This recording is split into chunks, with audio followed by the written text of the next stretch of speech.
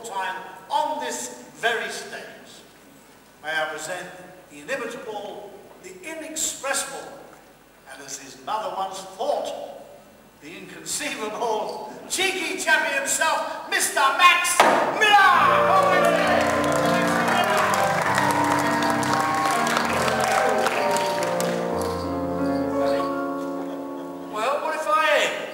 Got nothing to do with that.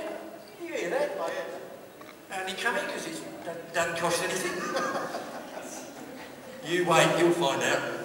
After I go, the chairman sings a song and they charge you to get out. They look a nice bunch. I think I'll talk to the ladies though, because they love me, you know. They do, they follow me around, get me into trouble. They follow me around, get me into trouble. I can't help it. Must be my personality. I was walking past a bus stop, there was this girl, young girl standing there. I said, how do you do? She said, how do I do what? I said, I don't know, I'm just walking past. I said, you wait for a bus, are you? She said, I'm waiting for the fare. I said, come and have a drink then. So she said, all right, I took her on the arm, went down the old park. This bloke, we'd only stepped in. The barman says, I'm not serving her. I said, what? He said, I'm not serving, she looks like a doubtful character. I said, doubtful? She says, don't serve me, what do you think I'll do? I took a bit of ride, the old Jan John ran out of petrol. Remember that, lads? Running out of petrol? I said, we've run out of petrol. She said, oh dear, what's going to happen now? I shouldn't be at all surprised.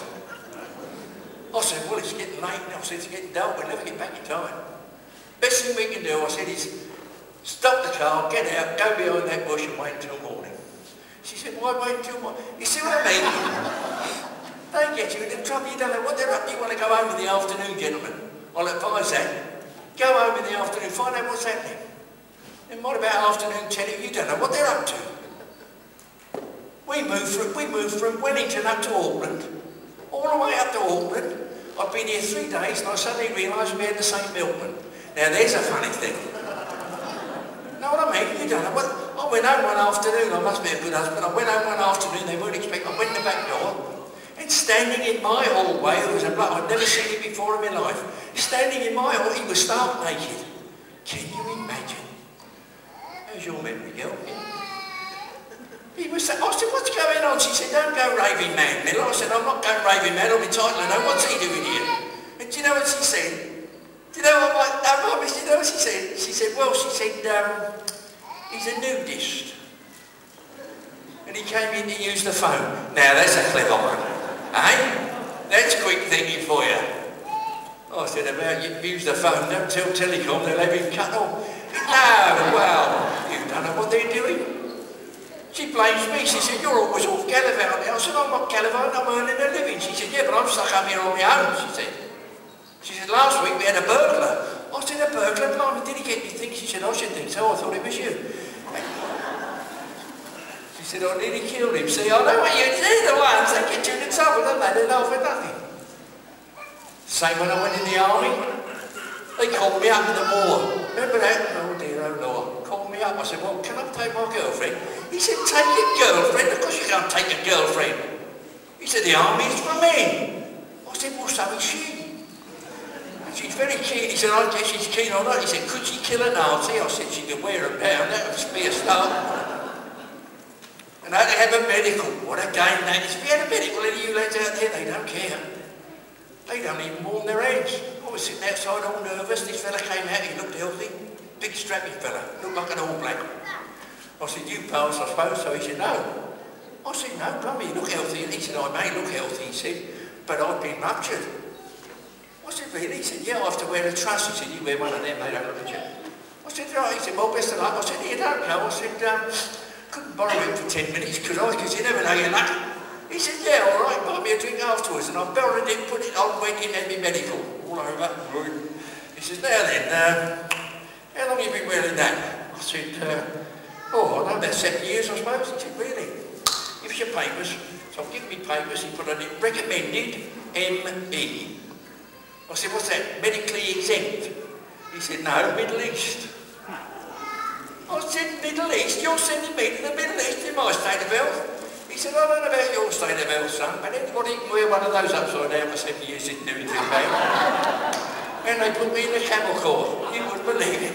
But I've always been fit. I like the old sport in life. That's why I like this country. A lot of sport, isn't it? Everybody's playing sport and marvellous. I saw a bloke being pulled over the other day in a car.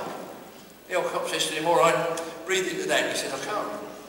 What do you mean you can't? He said, I can't breathe into that. I have asthma. Very bad asthma. He said, I can't breathe in it. He said, oh, well, we'll have to have a blood test then. He said, you can't. He said, what do you mean you can't? He said, well, I'm a haemophiliac. He said, I'm a bleeder. You can't take blood.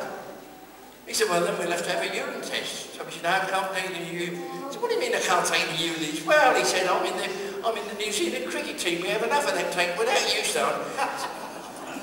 It's a sporting country, and they all come over here for international games. It's marvellous, isn't it? All over the world. Marvellous. Saw three blokes from... What a mix-up. Here, listen to this. There was a Hindu, right? A Jewish fella and a Pong. Now, you can't get more mixed up than that, and they were getting along like a house on fire. Why?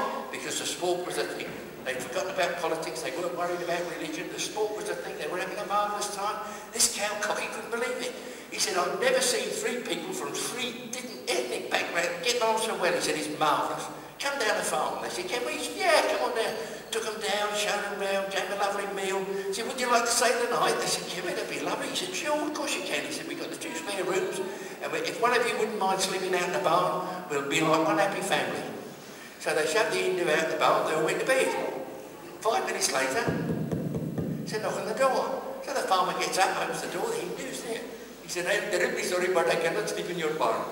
He said, why not? It's clean enough, beautifully clean. A most excellent barn. But unfortunately, you have out there, you have cows. And in my country, these are holy animals. I am totally unfit to sleep with such a beast, he said. So the farmer said, well, that's a bit of a problem. And the Jewish fellow said, how can you have a problem? We're not worried about religion, we've forgotten about politics. The sport's a thing, listen. Put him in the spare room, I'll go out the barn, go back to bed, don't worry. And they all went to bed, lovely.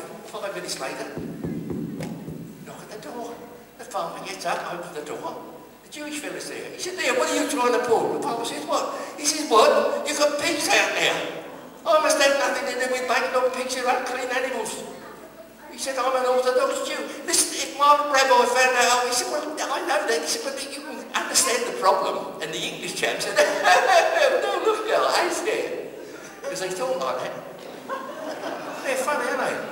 He said, no, I said, look, you know, we forgot about politics. How can you have a problem? No problem at all. I'll go out and tell you about it. You go and tell you that. You go and tell me about half your good idea. He went out the bar. And then we went back to bed. Lovely. One happy family. 5 minutes later, they knock at the door. So the farmer gets up, opens the door, and the cow and the pig walked in. No, don't laugh. I knew we'd have to watch this, look. I'll tell them about my girlfriend, that'll cheer them up. I've got a lovely girlfriend, she's beautiful. It's a matter of opinion, mind you. I like her, and my wife can't stand her. Her name's Lulu, and Lulu, I wouldn't fool you. In a swimming pool to cool you. I'll dive right off the deep end because I've got the knack. Then I can do the breaststroke while you're floating on your back. Oh, Lulu, I wouldn't fool you in anything I say or do. I promise to look after you just like your mother said. She told me that a drink or two would go straight to your head. So we'll leave the party early and I'll get you up to bed. I wouldn't fool you, I wouldn't fool you, I wouldn't fool you.